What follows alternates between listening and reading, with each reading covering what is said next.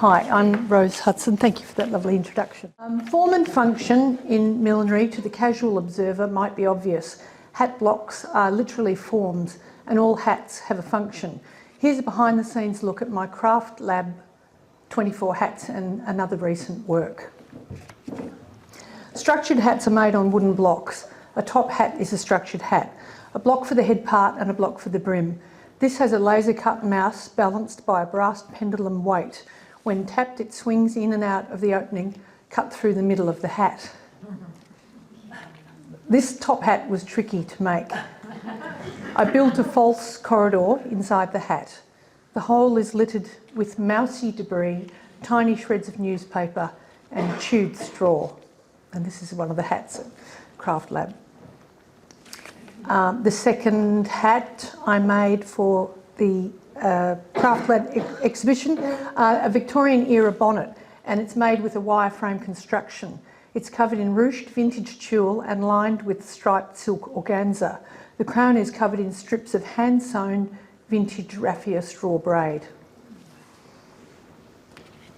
The crown section has a false back to hold the little scene of beekeepers within it. A bee in her bonnet, you know. I found miniature figures of apiarists and hives at a hobby store. The tree is made of tiny twigs from my garden and fake foliage. It took me a whole day to assemble. I am very confident in constructing hats, and in particular this bonnet. I can do that easily. It was teaching myself soldering, sourcing the right lights and battery packs, and painting miniature backdrops that took longer than I planned. Making it all fit into the back of the bonnet was the next problem. My little bucolic scene wasn't little enough. It stuck out too far. So I ditched the flat back that I had blocked and changed it to a convex shape that would accommodate those beekeepers. More is more with Victorian bonnets, so it was lovely to keep adding loops and bows instead of holding back. It finally came together with a magnifying lens held in place by a ruffle of the straw and all the ribbon trims stitched down. That's only one view of it, it's even busier from the side. The next cap that I made was the Insomnia night cap. The foundation was blocked on a tall block with enough room inside for the hidden folly. The material used is called paper spartery.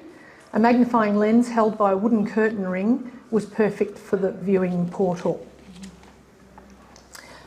Another little box was painted with a painted backdrop of blue sky and green hills, had sheep, a shepherd, hedges and greenery, all arranged with tweezers. This also took a day to make. I loved doing it though. It wasn't like, didn't feel like work at all. The farm scene needed to sit securely on a flat surface, which was then stitched to a curved surface, because the curved surface is the inside of the cap, and that's where a person's head goes. The cap needed to be functional. I made a toile for a very tall nightcap, and once I was satisfied with the shape, I cut and sewed it all in the silk. It was blocked and steamed and left to dry. It had felt on the back of it to pad it out and to make it look soft and squashy, but it really did look like a watermelon to me at this stage. All the pieces were ready, including a tassel that I had to make from an old curtain tassel and a cuff for the cap. I had to incorporate a light, wiring and a battery pack to keep it hidden. I opened up a seam, made a little pocket and checked the battery was working. It was. I started making animal masks for my Melbourne Polytechnic students a few years ago. I liked it when separate sculptural elements came together to form a realistic face or head. I made an English hare for my Arts Hub shop for the Easter window. The kids loved it. I like using Phos-Shape, a thermoplastic material. When it's steamed and pressure is applied, it hardens and becomes mouldable.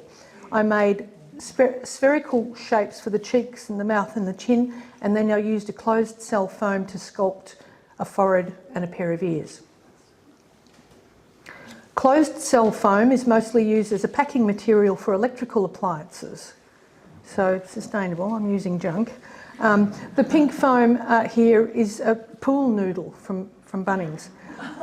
Once I was, which is $2, so it's fantastically kind of cheap to use. Once I was totally happy with the shape, I covered it in a layer of wadding to smooth the joins. Using bias cut wool, I covered the entire piece, the entire head in one piece. I cut darts along the woven lines of colour in the fabric. Then using small stitches, I sewed the joins. I added leather eyes moulded from Foss shape and pushed plastic wire through the muzzle for the whiskers. I then added a blue bow and some felt flowers to the hair and made a matching cape and a felt flower corsage for Samantha, the cyclist, to wear. I am very happy to report the English hare was worn last weekend at the Ballarat Tweed Ride and was awarded the Most Magnificent Millinery Prize. Thank you. Thank you very much. And thank you very much for having me tonight. I've had a lovely time. The talks have been amazing, so thank you.